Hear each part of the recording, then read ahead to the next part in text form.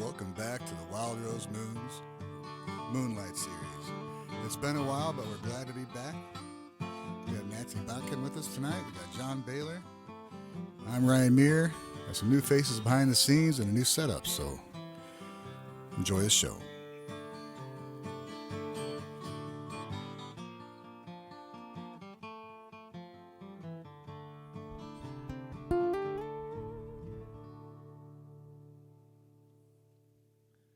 Thank you very much for joining me for Moonlight. Our guest tonight is Nancy Botkin. She's a professor and director of first-year writing at Indiana University South Bend.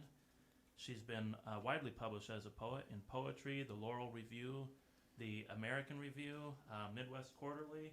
Got quite a few publications to her name, and you were in a column. Why don't you tell me about that to start off with?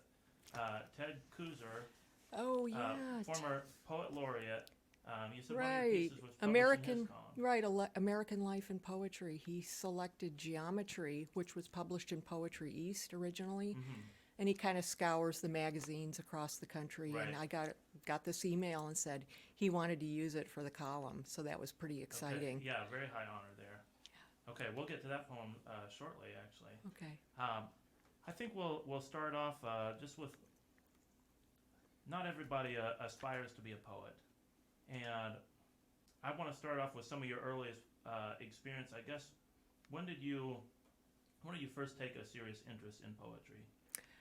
I took an interest in poetry probably as an undergraduate, although I never wrote poetry. I took poetry classes at Michigan State University, and I just was interested in it. I loved it. I read poems, although, again, I didn't write anything until after I graduated. But I have this really vivid memory of being in my dorm room and reading The Love Song of J. Alfred Prufrock by T.S. Eliot and just being amazed by the language. And I would read it over and over again, trying to capture its rhythms.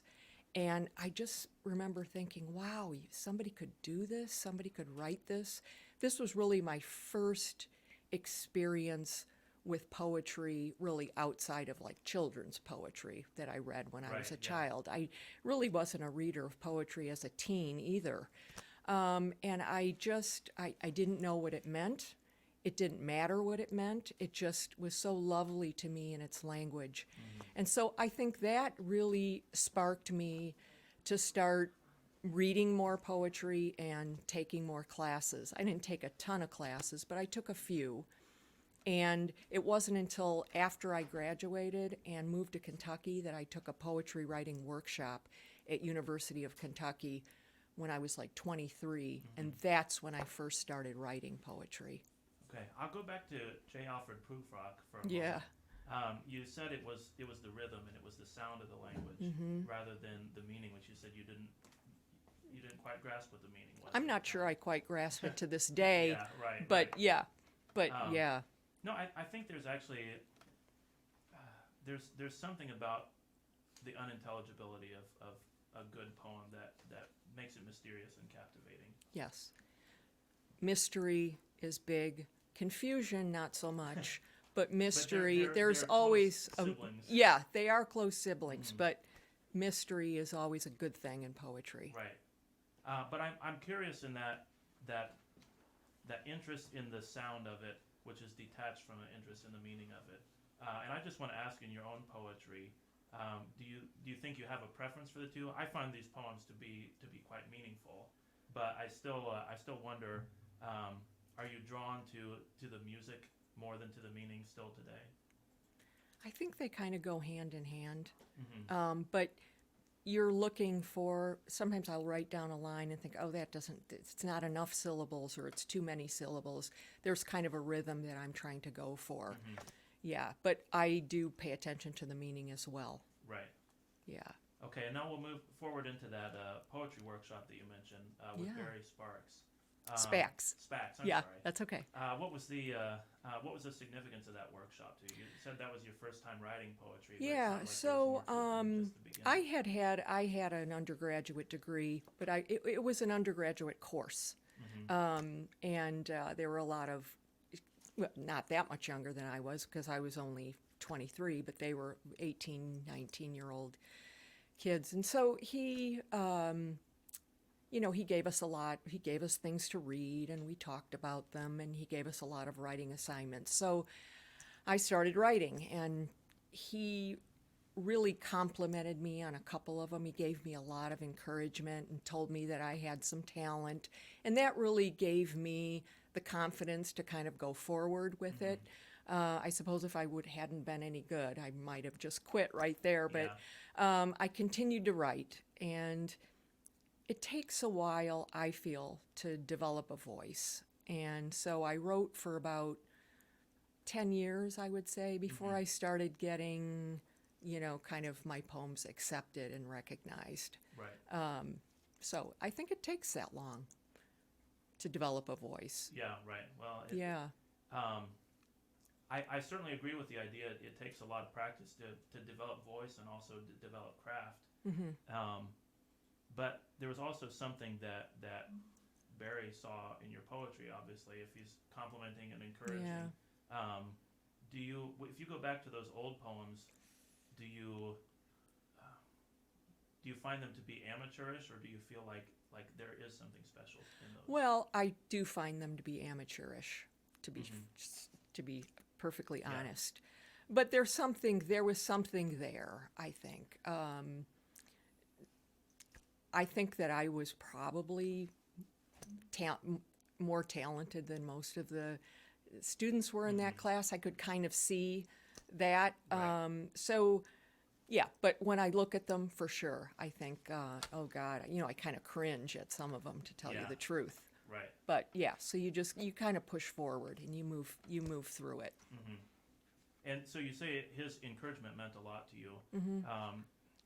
Do you think that's because of his renown, or because of his skill as a poet, like it's coming from that person, or is it just somebody has something good to say about your poetry? Well, I think it's, at that point he had a couple of books under his belt, so he knew a little something about it, obviously. Right. He was the teacher, and so that meant something too, that he was a poet who was on the national stage, not a huge name, but he had a few books. Right. Well, I think we'll get a little more conversation rolling soon, but we want to hear some of this poetry too. Okay. So, could you share one or two? Okay, let me start with the geometry poem. Okay. Geometry. All the roofs sloped at the same angle.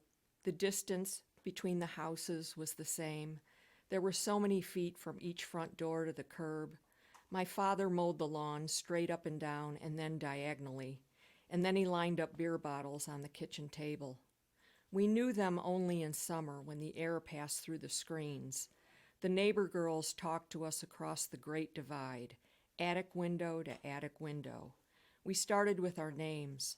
Our whispers wobbled along a tightrope, and below was the rest of our lives. Okay, thanks for sharing. I asked for that when you said that was also the one that was picked up in the American Ted Life Kooser. Review. Yeah. I don't quite remember the name of the publication. Yeah. Or the column. American Life in Poetry. Okay. When I first read that, it sounded like there's an ordered world outside, and then you get to Father lining up beer bottles, and it sounded at first like that's the sign that everything's not all perfectly ordered, but even in that chaos, there's a kind of monotony to it, because we're lining up those bottles.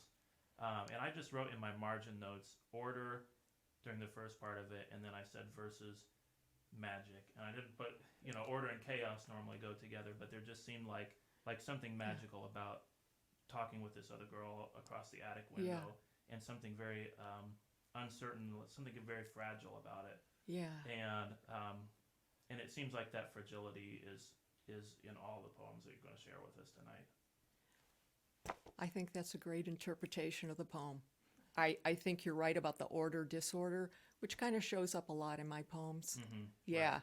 Yeah, but I love that you said the magic. That's really a compliment. Yeah, so, well, it's not. Yeah. It's not disorder like this. Yes. What's the phrase? I want to our whispers wobbled along a tightrope. There's something very uncertain about it, but that's the thing that makes it beautiful and special. Thank you. Yeah, right. I really enjoyed the poems, and that was the first one of yours that I read. That's a poem that goes back to childhood. I assume that's a real experience. I guess maybe it's something that you've imagined, but It's a real experience, Yeah. but of course, when you're a poet, you take your real experiences and you blend them with the imagination and you create art. It's right. not real life. Yeah, right. Right. And so I want to just get into childhood a little bit because you said your interest in poetry started when you were 23 years old, and many artists they have a hard time saying when they took an interest in their art because they were too young to remember. It's something that has really deep roots.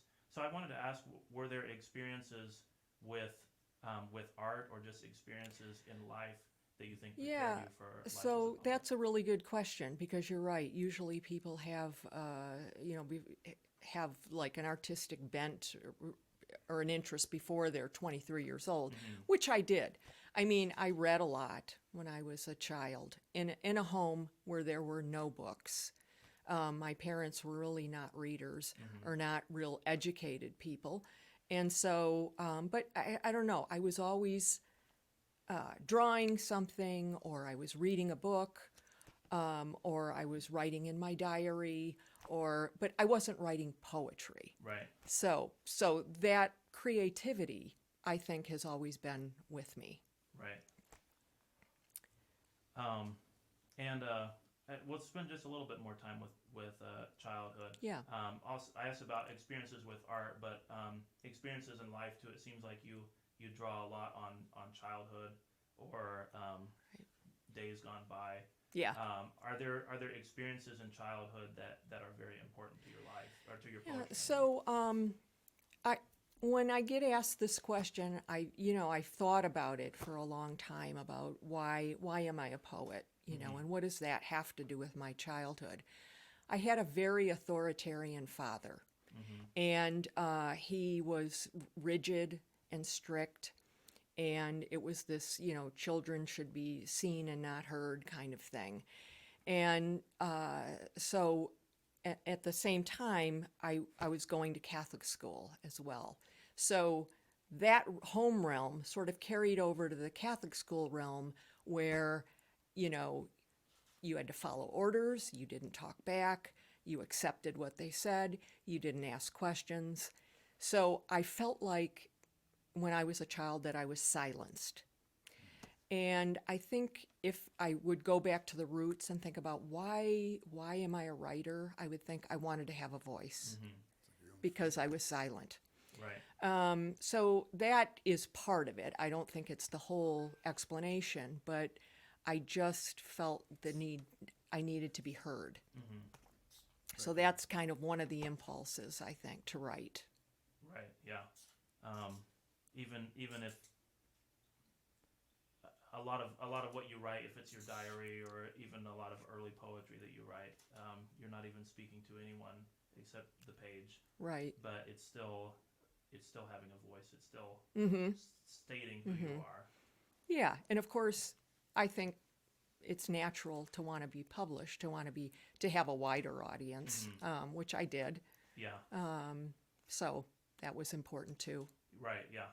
I find it difficult to be motivated as an artist when I don't have people that I can speak to through the art. There was a time when I was starting out, and I don't want to talk too much about myself, but in early writing experience that didn't matter to me at all. Yeah. But eventually you get to the point where this voice needs to reach other people. Yeah. And it's not egocentric or anything to say that. You want to share. Right. I think it's natural. Cynthia Boner asks, so many times we hear that people have this urge or calling that they have to answer. Do you have that desire to write? Do you feel incomplete if you do not? Yeah, I do feel incomplete if I'm not writing. I started when I was 23. I've never stopped. It's important to me to write And it's not that I do it every day, but I've been very consistent in terms of writing. It's important to me, yeah. Do you know why it is that it's important to you? Well, you could say, why does somebody create? It's just something that I just feel the need I have to do. I don't know. I think about, when I think about poetry, I think about this idea of a persona, right? Mm-hmm. So the I's the I a lot in my poems. The I is not necessarily me, right? The person who gets up in the morning and drinks coffee and goes to the grocery store and the dentist, right? You're sort of on a higher plane. Your higher sort of artistic self Mm-hmm. is what you get in touch with, I think, when you're an artist, right? There's a separation, there might be a thin layer, but there is a separation between who you are every day and this sort of higher artistic self. So to do that, I think you live in the imagination, which I have always done since a child. Yeah. I've always, had this sort of rich inner life, imaginative life. And if you ask me, why did I have that? It might point to some of the things I've already said, but I don't know.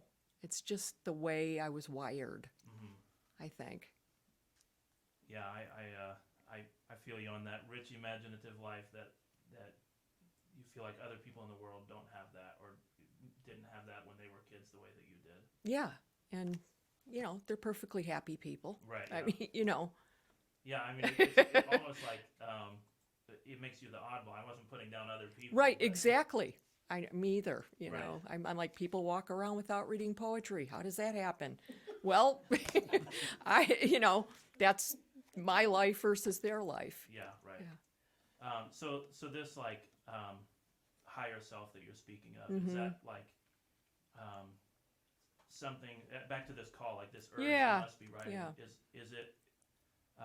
Is it a feeling that you're in touch with that person, that higher self, or you're becoming something better? Or I mean, maybe I'm just reading. Yeah, I think both of those. Yeah. You're in touch with that inner, rich, imaginative self, and you're trying to improve yourself. Mm-hmm. And I think both of those things happen when you're an artist. Okay, I'd like to have you open your book back up. Okay. Again, and we don't want to talk too much of the time without hearing some Okay. poems. I'll read this Catholic school poem. It's called Poem with Light and Dark. I keep silent vigil, my heart held out, a beggar with a cracked rib, an oily wrist, as sister in her spotless wimple delivers the facts in a cold boxcar.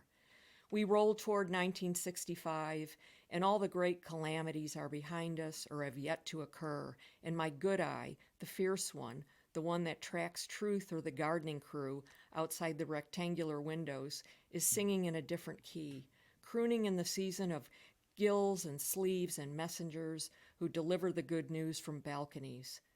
A wind, light as a secret, ruffles the papers on top of the radiator when the girl with the gap in her teeth falls into epileptic seizure.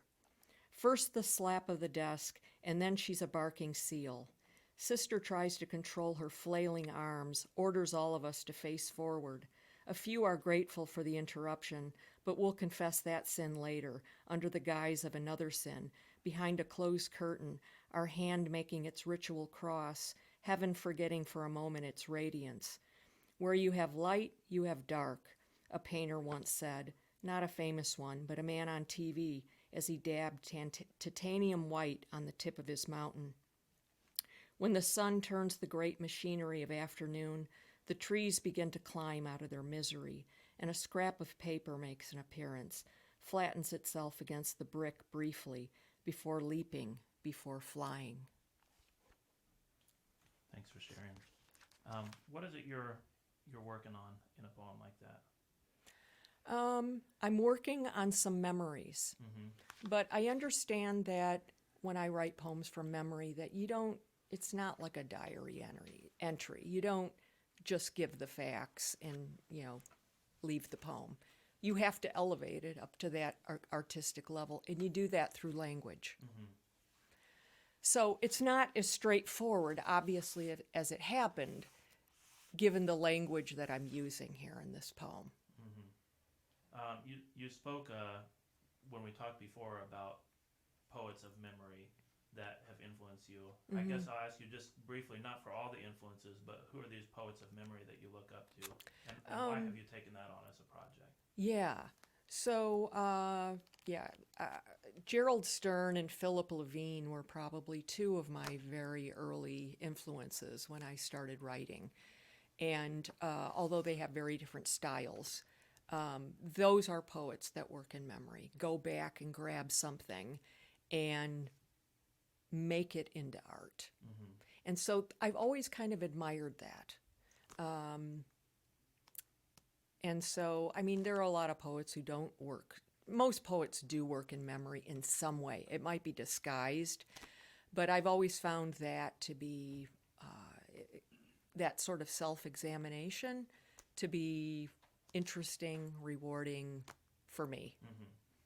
And I think it is for them as well, Right. those poets. We've got just a few minutes left, and I think if you would like to search for another poem and share another with us. Okay. All right, I'll read the other one from Parts That Were Once Whole. Grief. She was silent but alert during our last visit. After the plane touched down and I landed at the foot of her bed, stood in a room so neat and ordered, and she sat up in bed, her head nearly bald, a few patches of hair like soft feathers, her hands clasped on her lap, proper and silent. It was March, and it was trying very hard to be spring, and my mother was trying very hard to say something to me. She was trying hard to push herself up from under the frozen layers that had covered her for such a long time, but it was too much, too late now that her body was so given over to death. So I looked at her, and grief looked back at me, and all the grieving that had ever been done seemed to stare at me from two small wild eyes, like those of a bird newly hatched, its beak opening to the air, to whatever will give it the strength it needs to enter the world of flight. That's another memory, obviously, and one that takes on this kind of sacredness. It becomes so important, but also when you keep speaking about turning memory into art, and that's a thing that kind of lends a sacredness to it as well. Thank you. In both of those, I meant to mention a line from the previous poem before Yeah. moving to this one. There are ways that the past speaks to the present that the present can't speak to itself. You have a line in a poem with light and dark. We roll toward 1965, and all the great calamities are behind us or have yet to occur, which is a very nice line.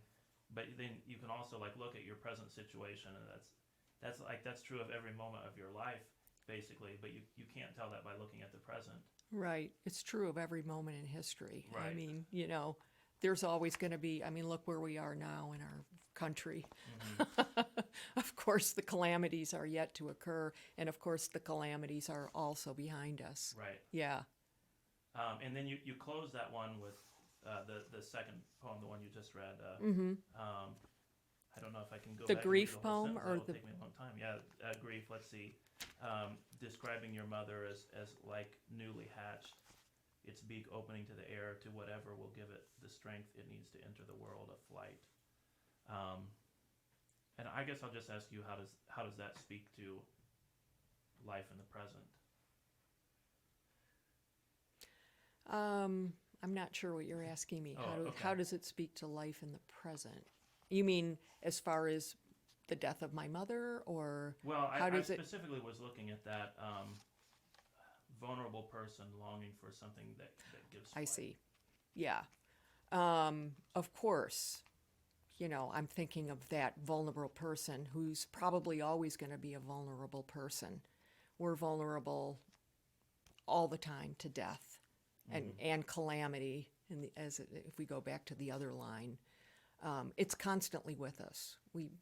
I think poets are more attuned than most people to the idea of death, and are brief presence here on Earth. Mm-hmm. Yeah. Okay, well, I think with that, we'll take a figurative rest, figurative death from the program, and revive in half an hour. We'll be back at 8 o'clock. We've got a few more poems from Nancy, and the interview will continue. So thank you for joining us. Take a little break yourself, get yourself a snack, and come back in at 8 o'clock. We'll be here for round 2.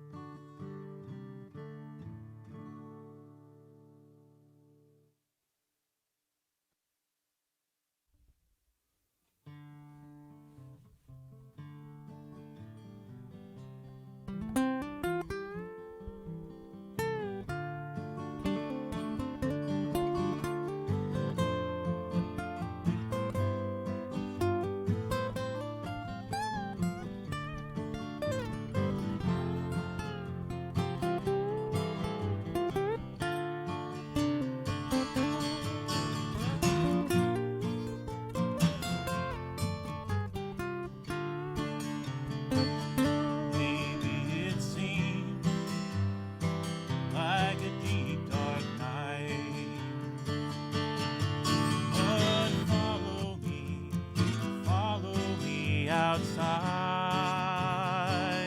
into the moonlight,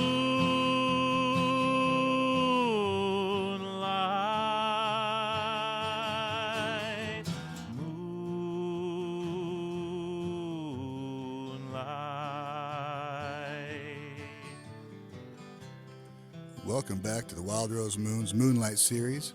Tonight we're featuring Nancy Botkin and her beautiful poetry. John Baylor's back to host. I'm here to answer a few questions and maybe throw in a couple of my own. So welcome back to Moonlight series featuring the talent that surrounds us all.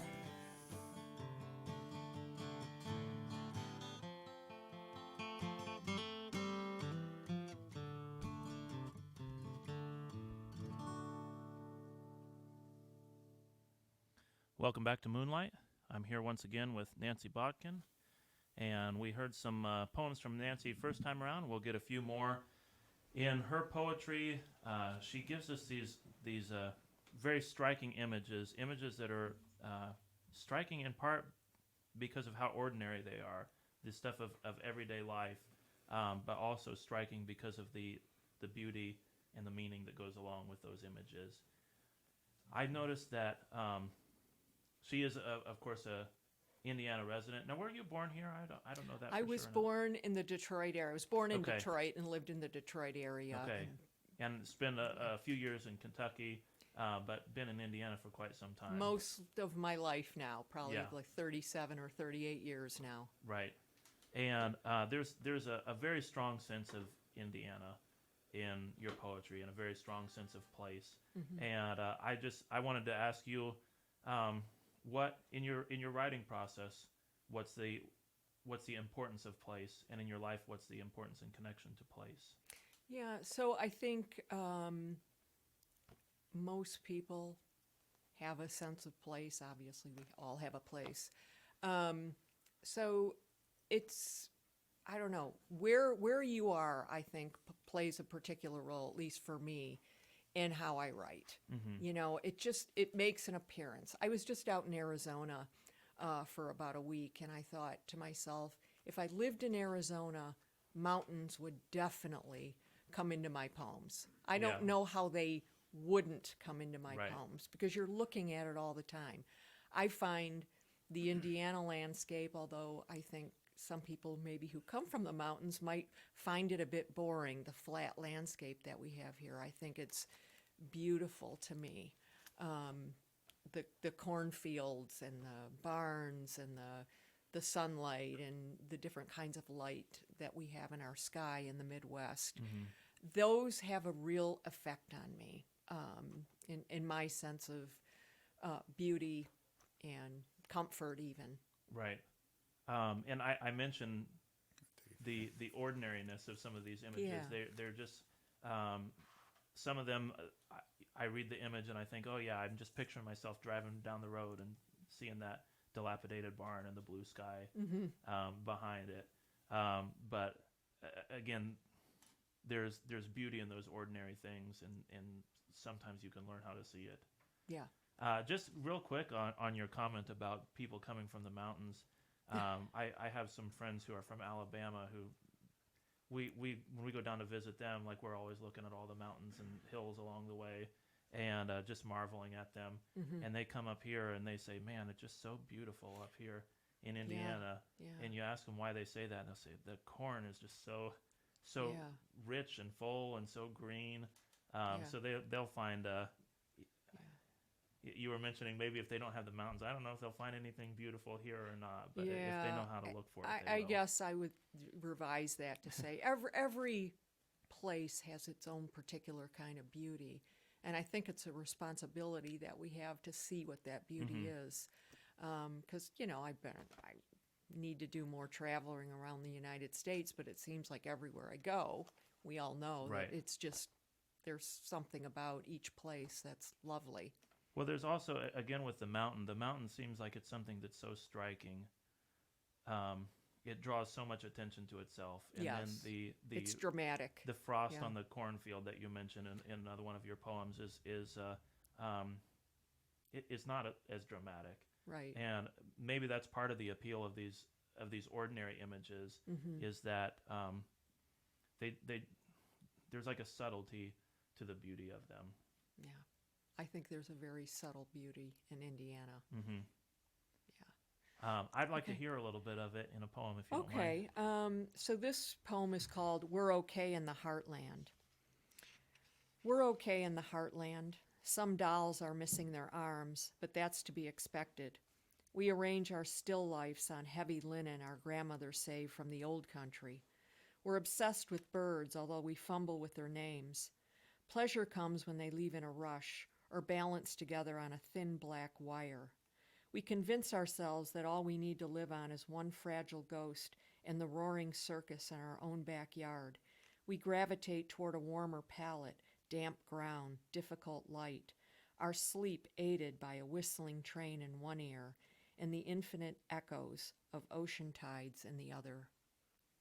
And again, I'll pick out a line to read through again on this one. We're obsessed with birds, although we fumble their names. Pleasure comes when they leave in a rush or balance together on a thin black wire. And it's a line when I read it, it's just one tiny little thing, but there's part of me that just says that captures Indiana, that captures the heartland. Just it's an image in that poem that just really leaps out of the whole collection for me really? anyways, just because it captures so much when it's this moment that's over in an instant. Yeah. So it's like you said, it's a little common image that I hope packs more power than maybe it seems on the surface. Yeah. Stuff a lot of people might take for granted that's not special here, but if you go, I mean, it is something that's special too where you're from, but if you're from here, you may not realize it. So it's cool to hear it phrased in a way that does kind of make it special. Thanks. Yeah. I run into people who they have nothing good to say about the place where they live in their hometown and whatever, and like I hate being here, I'm gonna get out of here whenever I get the chance. And when I see that, I just wonder, like, maybe you just don't know how to see, and if you go somewhere else, you're still not gonna know how to see. Yeah, I agree. I mean, I think there's always been, I think this is changing, but there's this kind of snobbery in some ways that you have to be on one of the coasts in order to be a writer. You got to go to New York City. Not that I'm knocking New York City. I think it's a great place. Right. And it's a great place for an artist to go, but everybody can create art wherever they are. Mm-hmm. It's like that cliche or that little kitchen magnet, bloom where you're planted. And I think that's true. Right. You just got to look. You got to pay attention. Yeah, I mean, I think that's one of the goals of what we do here is you can make art wherever you are, and if we just look around the It's area, there. we look in our own backyard, we find people who are making art that's meaningful and that can touch me or touch our viewers. Yeah. Well, I think I was going to bring up Mark Strand. You mentioned him as another influence, and well, I'll let you take it away. But I transitioned to him now just because it seems like also we get these very simple nature imagery in his work. But I'll have you say why you're drawn to him. I mean, I would think Mark Strand was the first poet that I probably read. You know, I read some poems of his, and then I had to go out and buy everything that he wrote at that point in, I guess, around 1980. He does have simple language, simple images, and that's kind of stayed with me for, you know, and I write a little bit longer poems now than I did at the beginning, but I always thought the short poem was the way to go. And he wrote a lot of short poems. You know, you kind of get in, few images, you get out, you know, very striking images, quick, white space on the page. And so he taught me a lot, I felt, by reading him about the image, the deep image, and how much impact you can get out of a word or a few words. And I think he was really masterful at that. What do you have in mind when you say the deep image? Like there could be a word on a page, and it could be a simple word, you know, but it packs a lot of meaning. You can unpack it. So the poet Gregory Orr, another poet I admire, said this about symbols and images, that they're kind of like those clown cars, you know, where you pack like 20 clowns in a car and then they kind of emerge. Yeah. And it's like sometimes the poet doesn't even know all of the things that word or that particular image is conjuring up, but you're grateful for the abundance of the images. So, so obviously a word can conjure up more than just one image. Right. Right. So going back to my poem Grief, for instance, so I pulled a lot of bird imagery through that poem, right? I didn't know when I first started writing that poem where that poem was going to go or that I would even have bird imagery. But I got one thing and I thought, oh, I see what I'm doing. That's part of the process, right? Oh, I get what I'm doing now. Maybe what I can do is kind of beef up that bird imagery, and then I kind of end with the flight idea. Right. Which is like this baby bird imagery, which is also like the helplessness and fragility, but again, so like this deep image that has multiple meanings. Yes, it has multiple meanings, and sometimes people will say, "Oh, that's interesting. That word there because it says this to me," and I think, "Oh, I didn't even think of that." So that's when you start being grateful for things that other people see in your poems, and you don't always see them all. So that's what I mean by kind of like the deep image. So is there a strong connection then between this idea of the deep image and the simplicity of language? Yeah, I think so. It doesn't necessarily have to be simplicity of language, but that's what I have always been kind of drawn to, is simple kind of language. Right. I think most poets are. You don't tend to get super complicated. Oh, some poets are like that, but you want to, you want to make the poems accessible, and I don't mean easy when I say accessible, but I don't know. I've always been just sort of drawn to this kind of simpler language. Right. Yeah, I have as well, and a lot of your comments, what you said about Mark Strand, I'm a fan of William Wordsworth, and he's kind of like a preeminent poet for me, and he wanted to capture simple language, and he wanted to capture, I mean, these same kind of like images that have deep meaning, and the simple things in nature would have more meaning than something that's like more complex and artful and esoteric and whatever. Yeah.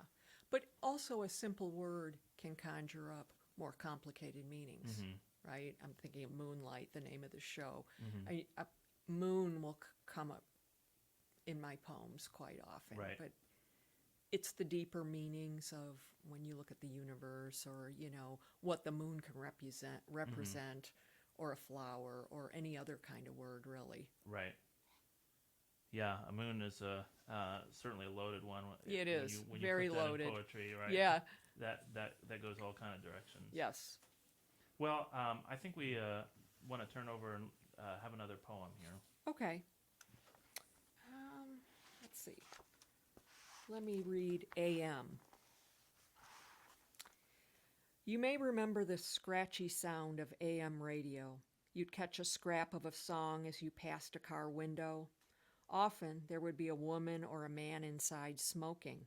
They punched the car lighter, waited, and then touched the tip of their cigarette to a glowing circle of orange. They stared ahead as the smoke slipped from between their lips. That's gone now, right? Not radios and cigarettes, but the past, small and dim, the song in its purity, impossible to locate. That's a nice one to bring up. I guess probably any of them would have been nice to bring up in context of the conversation we were just having. But in that one, you put this emphasis on radios and cigarettes, and they're such simple things. And when you say they're not gone, I'll just read the line again. Yeah. That's gone now, right? Not radios and cigarettes, but the past, small and dim. And I won't read through to the end, but those are very simple things. And it's like we still have them, but like a cigarette doesn't mean today what it meant. I don't know what time period exactly the poem comes from, but one of the meanings of these words has changed, or not the word itself, but the cigarette. The meaning of the radio has changed, and you can't get it back. The thing is still there, but it's not in a way. Right. So, yes, I think when I started this poem, I might have been thinking about technology and how it has progressed. And like, we had those tinny AM radios. And I was just thinking about that. And so, again, I don't know where I'm going with the poem when I jot down the first line, or how it's going to end.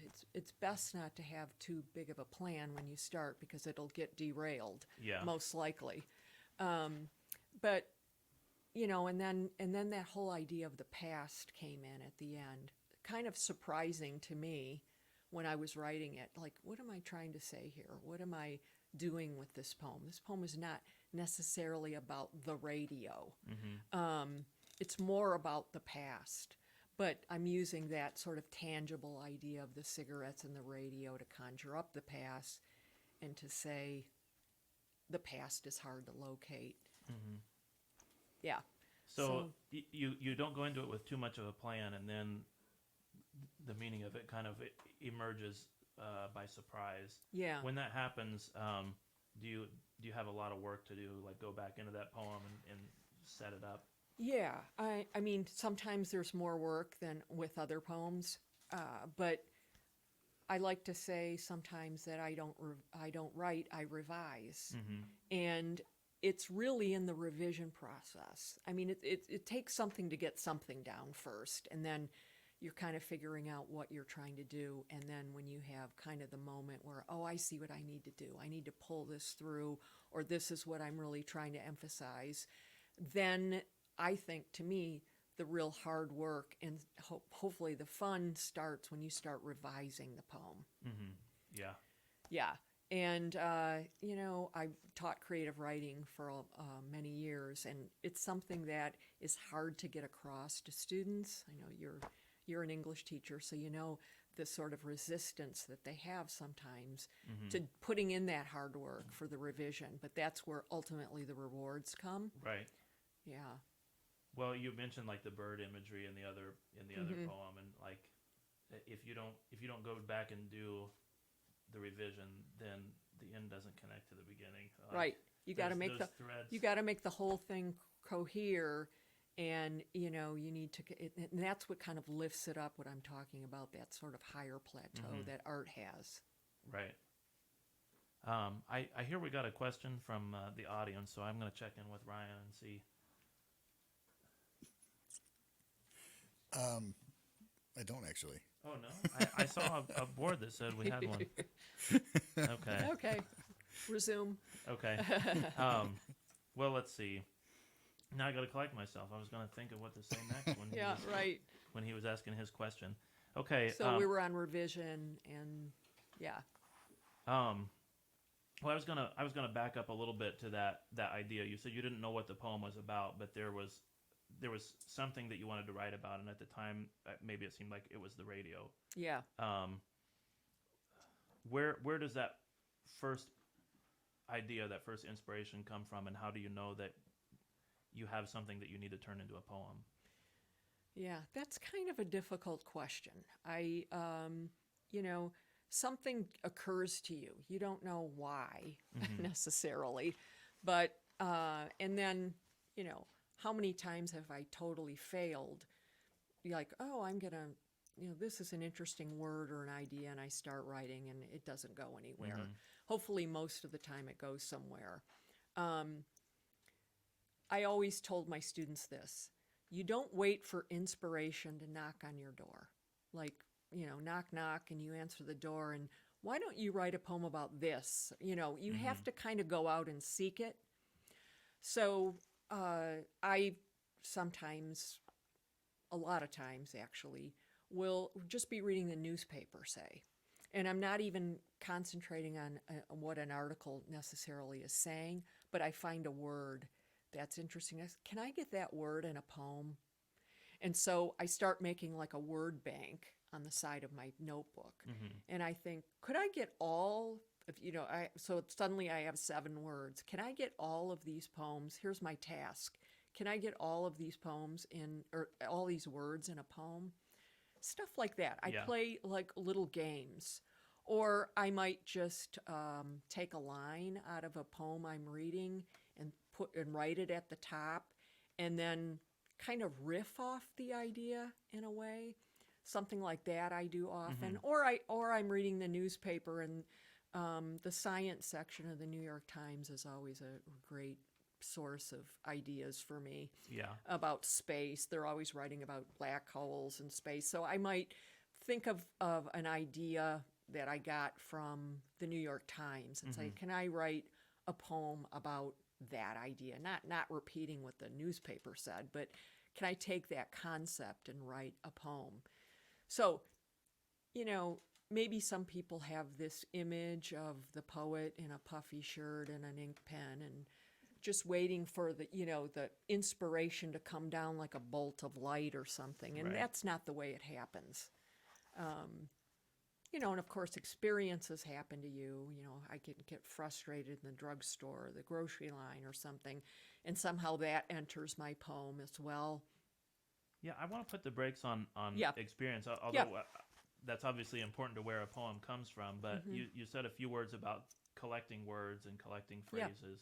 And I had asked you off camera if you had interest in other arts, and you mentioned collage art and this assemblage art. You brought a few pieces in with us, and it seemed like what you're describing in your poetry is the same thing you describe with the visual art. So show your art over there and say a few words on what you do with this, and then I'd like to see that connection between that and what you're just saying about poetry. So let's see if I can get this on. So here's a smaller one. Here's a larger one, but so I started doing these kind of box art stuff a few years back. I don't know, maybe it's been about 5 years now. So there, got it. Right. So collecting objects is something that, I'm kind of a garage sailor, and I go to garage sales, flea markets, state sales, all kinds of different junk shops. And I just start collecting objects. I'm kind of a fan of Joseph Cornell, who kind of originated box art. And so it's about juxtaposing images, which is the same thing you do when you're writing poetry. It's a different process. Right. But, kind of, assembling little objects together to make something cohere, to make something visually attractive, is kind of an offshoot Right. of poetry, or it's similar to the process. So you say juxtaposing objects. Are Yeah. you looking for things that I don't know if clash is the right word. You're looking for things that are unusual next to each other. Yes. This is probably the smaller one's probably a better example of that. The bigger one kind of has more of these kind of letterpress letters that I always look for.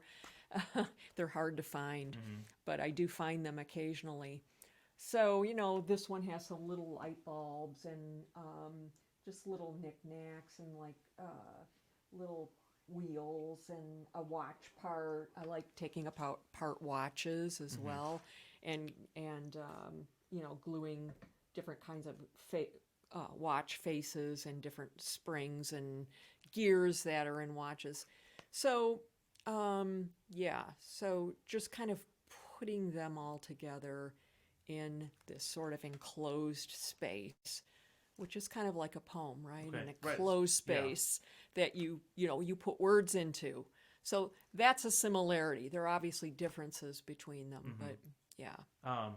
So moving back over into poetry from that, then in your collection of words that you have, you're thinking, can I fit all of these into a poem? Are you looking for that same kind of unexpected juxtaposition, like these words don't fit together? And Sure. Yeah, like how do I get that word in there with this other word? And so it's like a little exercise that could fail, but I've gotten some good poems out of an exercise like that as well. Yeah. Okay, and then I guess if you had another thought on that, then go for it. Otherwise, I was going to bring you back to experiences. Yeah, go ahead. Okay, So you'd also mentioned it's not all puzzles with words. yeah. But part of it is something that happens to you in life. Right. So, we can't help but, like our landscape, we can't help but be influenced by our experience as well. And since I deal in memory, that, I can take a experience from my childhood and try to make it into a poem, or it being at my mother's deathbed as when I read in grief, again, it's not, you have to work with it until you make it art rather than just, oh, here I am so sad at my mother's deathbed. That's a challenge, and that's really at the heart of writing poetry or doing any kind of art, is how do you take it into another realm? You don't want it to be a diary or a memoir. You want it to be art. Right. Not that those aren't art as well, but We've got a few minutes left, and there's a little more I'd still like to talk about. But Okay. I'm sure we get another poem in here too. Do you have another one you could share okay. with us? Do you have one you'd like me to read? I mentioned that time sensitive. Oh, the time-sensitive I one, asked yeah. Nancy for poems before the program, and she emailed me some, and she gave me a list of them, and time sensitive didn't make it onto the attachment. I said, this was on your list. That was You just a didn't send it goof. to me. And I'm so glad that I followed up because I just really enjoyed this one. Okay. And when I was reading through these, I was in school in class reading these poems. And I thought, I'm just going to read this one to the class. They're working on research papers, but I'll give them a little bit of poetry there. Okay. So I liked it, and I think. Oh, thank you. I convinced a few kids that there were some merits to it too. Thank you. Yeah. Okay, time sensitive. Here it is. The heart weighs roughly 11 ounces, which is why on a calm summer night, alone with the stars, you can't hear it beat, even when you tip your chin toward your chest, just as the earth tilts when making a slight adjustment at the solstice. You're more likely to feel a pulsing in your ears. When people have told me that their lives were imploding, their stories have to do with the heart. The failed marriage, the foreclosure, the forensic evidence, their faces closing down like dying flowers. I kick the dust off my shoes here in Indiana, what we call the heartland, one of the center states that seems essential to the country's survival. There's something sturdy in our pipes and valves that's critical to the health of Selma and Sacramento. Yet, if you say you're from Indiana, they wonder what you're doing living among the cows and the endless ribbons of road. I read that a plane had to turn around and go back to the airport to retrieve a human heart, precious cargo that didn't transfer, the recipient waiting in another state. Now we're getting to the heart of the matter, we say in anger, when the cold nugget of truth is sitting there exposed. And today it was the hospital personnel in their white jackets, shifting their feet, blood rushing in their ears as the plane glided onto the tarmac. You can't undo the problem of the body, but you can put a heart in a container, carry it by its handle, and walk as fast as you can to a person whose chest has been cracked open without skipping a beat. Few will ever hold a human heart, but no one can look at the cosmos without one, or a dilapidated barn in a blue air sunset, or a fallow cornfield covered with frost. For a minute on that cold table, the patient had no heart at all. True or false, we are heartsick when we are without. Thank you very much for sharing. Thank you. I won't reread lines out of that like I have, but once we're not live anymore, you're watching a recording of this, you can just play those last 10 lines or so 3 or 4 times through, because just the conclusion on that is just wonderful. Thank you. And like I said, I read that to my students, and I felt like there were some people who felt it. Good. And a couple weeks ago, I recited a poem in class, and one of my classes, not everybody responded. Mostly like, who cares? English teachers reading a poem, who cares? One of my classes clapped for me when I recited this poem for them, or just a couple stanzas out of it. Nice. And it was a Wordsworth poem, which I'd mentioned him before as a poet that I look up to. So I was into it. It wasn't just some poem to me. But they got it and they felt it. And these are just high school kids who don't have a particular interest in poetry or in being at school and listening to the teacher or any of that. But it reached them. So I just want to ask you this question. If poetry has the ability to reach people,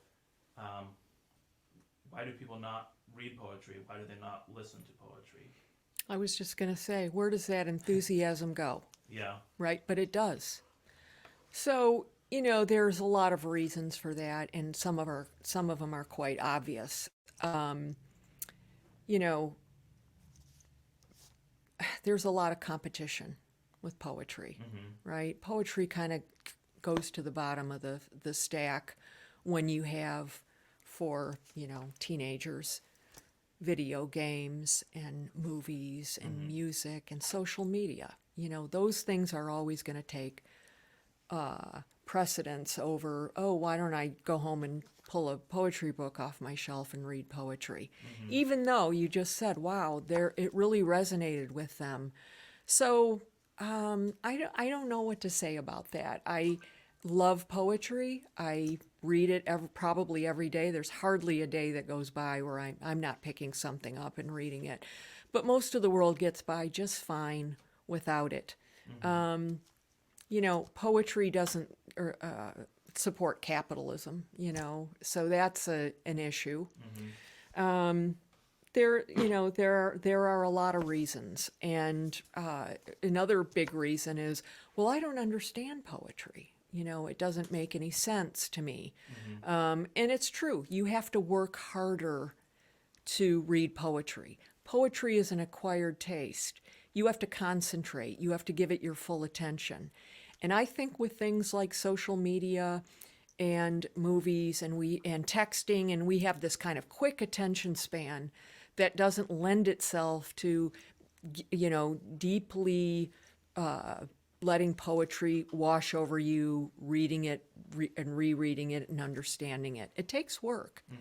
And I don't want to necessarily say that people are lazy, but other things are, jockeying for position in people's lives. And so it kind of gets buried. Right. It's like, wow, if they really were moved by that poem you read, gee, wouldn't you think I should keep on reading poetry? But it doesn't happen. And like I said, people live perfectly meaningful, happy lives without reading poetry. And, that's the way the world is, Yeah. I think. Yeah. I had another student who saw your poem sitting on the desk, and the questions that I sent you and your answers, I printed all that off. Yeah. And he saw the questions first. That's why I mentioned that. And I said, you can read that if you want to. So again, they're supposed to be doing research papers, but if I Yeah. get somebody that wants to read about poetry and Yeah. read some poems, and yeah, sure, you can slack off on your research paper for a little bit and read some poetry.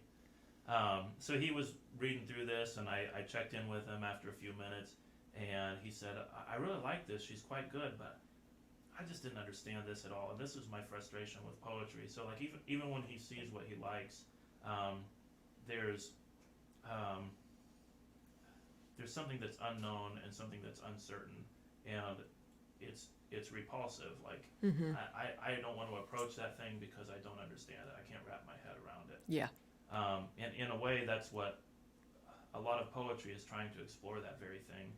A lot of your poetry is dealing with uncertainty. Yeah. Dealing with subjects we don't want to approach. People like certainty. They don't like ambiguity. Mark Strand actually wrote an essay about this and talking about his parents and how they read scientific things that made sense.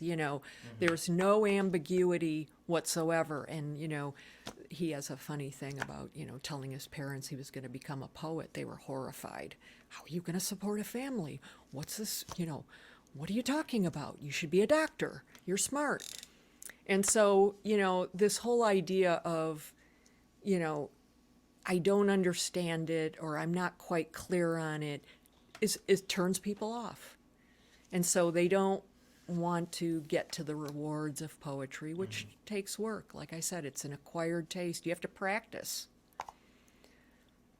Yeah, well, I'm afraid I'm going to have to cut you off there. I feel like we could keep going, but Yeah. We got to say goodnight at some point. Yeah. Thank you so much yes, for thank you, interviewing me. Nancy. I thank Wild Rose Moon for having me. I was delighted to be invited, and it was a great experience. Thank you. Yeah, thank you for being here. And thanks to Matt Scutchfield, and thanks to Ryan Meir for all of his contributions to the program, and to George and Jim Yoakum. We just got a whole slew of people helping out around here, and we couldn't do it without you guys, so thank you very much for the help. And I'm sorry, this guy, I can never get his name straight. We got this guy in 2 weeks, April 23rd, and I don't know if it's Bruce Wakeland or Wakefield, and that's a shame because Bruce Wakeland. I like Wakeland. Yeah. Okay, he's a storyteller, and he tells great stories, and I've heard him lots of times at open mic. He'll do a wonderful job. That's going to be on April 23rd. You more? Radio show. We streaming a show.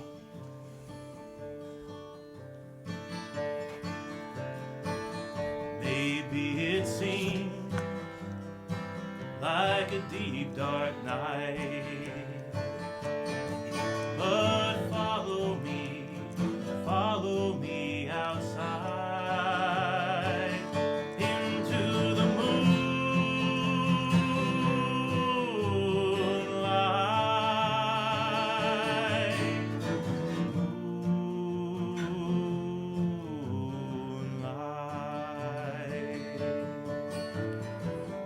Thank you for joining us for Wild Rose Moon's Moonlight series. Be sure to come back tomorrow. We'll have a live stream of a radio show featuring Patty Schaffner with some wonderful music. We got to thank our sponsors at Johnson Danielson Funeral Home, Jim and Terry Weldy of the Johnson Danielson Funeral Home, E. Lee Marshall and Barbara Wind, and Psi Iota Xi of Bremen, Indiana. Without these people, we couldn't give you this show. So thank you very much, and we'll see you next time.